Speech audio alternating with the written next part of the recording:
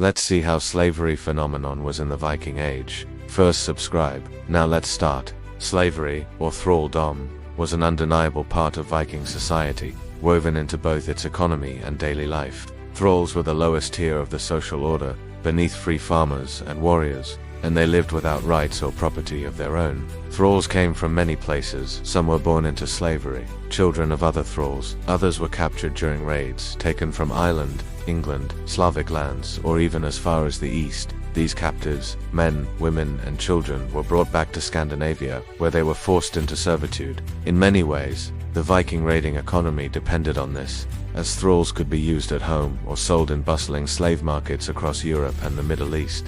Their labor was varied and demanding. Thralls worked the fields, tended livestock, chopped wood, rowed ships, and built the infrastructure that supported Viking households. Women thralls often performed domestic work, cooking, weaving, cleaning, though some were also taken as concubines. Life was harsh, and their fates depended entirely on the will of their masters, who held power over their lives.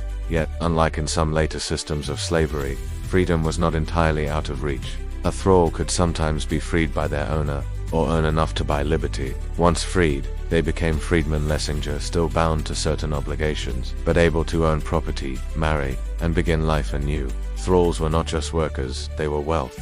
To own many was a sign of status, and their trade connected Viking society with distant markets. But they were also people whose stories rarely survive in the sagas, existing as shadows behind the more celebrated tales of warriors and kings. Slavery in the Viking world reveals a darker truth of that age, that alongside freedom, honor, and exploration, there was exploitation, and that the Viking Golden Age was built not only by ships and swords, but by the hands of the unfree.